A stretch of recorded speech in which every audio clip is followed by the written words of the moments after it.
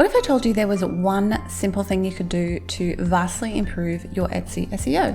But before we begin, two things.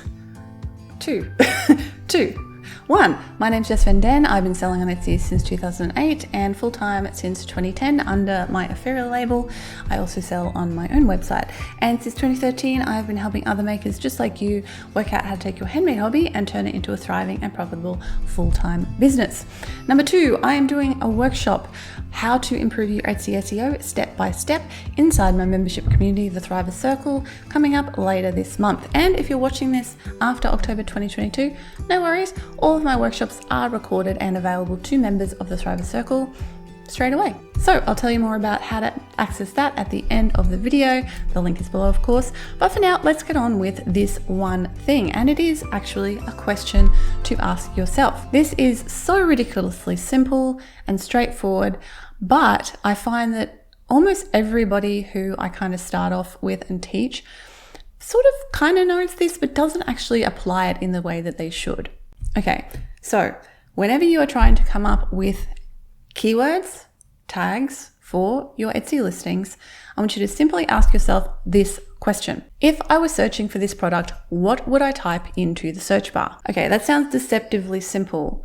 However, it is exactly what you need to be thinking about, because that is exactly how your customers are finding you. They are typing what they are looking for into the search bar, and you, my friend, need to make sure that those are the words you have in your titles, tags, descriptions, materials, and attributes in your Etsy shop in order to capture those searches.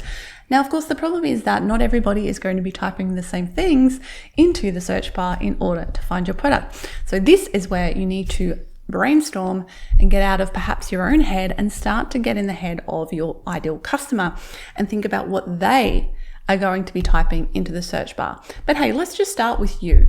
Start with your own understanding of your product from a customer's perspective. Now, this is where people often come into a bit of a problem, because you know your product from the inside out, and you also know technical things about that product that a customer might not even know about. Jargon is what I'm talking about here, and that is something that you might need to avoid doing. One of the most obvious problems that I see happening, and the thing that people do over and over again, is that they give their products some sort of name that is just like, you know, the name of a collection or the name of a design, but it's not a name anybody is ever going to type into a search bar in order to find that product. And so you waste valuable real estate in your title by putting that information in the title.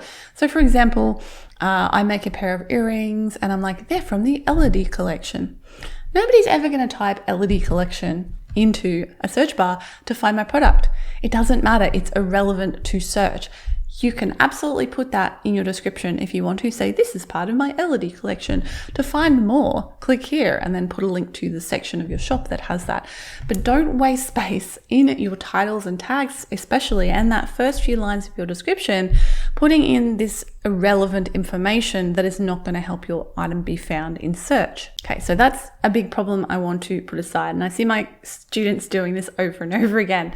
Nobody cares what it's called, okay, except you, and that's fine, but nobody's looking for that is what I'm trying to say, okay? What is someone going to type in the search bar to find your product? Here's an example. So this pair of half spiral hoop earrings that I'm going to put on screen right now that I have in my Etsy shop. What might somebody looking for these earrings type into the search bar? I want you to tell me in the comments below what you would type into a search bar looking for these products. I'll give you a couple of quick examples. Unique hoop earrings, silver spiral earrings, minimalist silver earrings, threader hoop earrings, sustainable silver earrings. That's just a couple off the top of my head.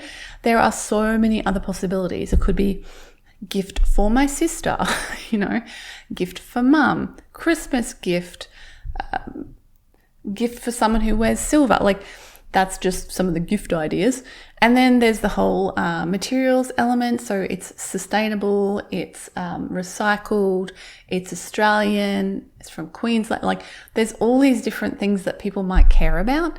And that, again, we're bringing it back to people knowing who your target customer is and what they care about, what they might be looking for. And this is where doing a bit of market research can be great. Like, look to products that are similar to yours, have a look at their tags.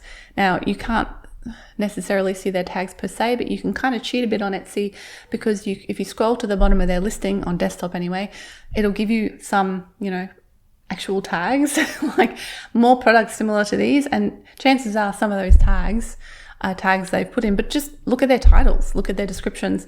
And obviously you're wanting to look at people who are doing well and not people who aren't doing well. The idea is just to get some examples that you might not have thought of keywords that might work for your product. Also, you can do keyword research using things like Sales Samurai. I've got a video on how to use Sales Samurai to do your keyword research. I'll put a link to that up here. A couple of other things like eRank and Marmalade and things like that. Even Google keyword research, which you can kind of do inside Sales Samurai. So, those are all different ways that you can brainstorm and try to get as many potential keywords as possible together that somebody might be typing in a search bar to find your product. It always comes back to that question. What is somebody going to be typing in the search bar to find your product? And if there is a word in your titles or tags or in the beginning of your description that doesn't answer that question, it is not the answer to what would somebody type into the search bar, then get rid of it, because you're wasting valuable real estate by having a word there that nobody's ever going to search for. It really is as simple as that. Yes, there's a lot you need to know about search rankings and stuff like that on Etsy. It's not just determined by how clever you are with picking the right words. Again, I've done a video outlining, I think it's the 7 elements that you have to understand when it comes to ranking well on Etsy. I'll put a link to that video here, and I'll put a link to it below as well. Do not miss that one. If you've not seen that video and you want to do well on Etsy, in Etsy search, please go watch that one. It covers everything you need to know about the other things in your shop you need to do in order to get your shop and your listings ranking highly in the Etsy algorithm. Now, if you are interested in the workshop I mentioned, where it's a live workshop, you're going to be working through step by step with me a couple of things to do to improve your Etsy SEO and be able to ask me questions as you go through. Come on and join me in the Thriver Circle, my membership community for makers. You'll get access to a monthly live workshop, monthly live call and chat, and also my Your Year to Thrive course, which is a year-long course that will take you through everything you need to know in order to start and grow a thriving and profitable handmade business. I will link to the Thriver Circle below, and I'll put a link to Your Year to Thrive if you want to find out more about that course as well. I would love to welcome you into our community.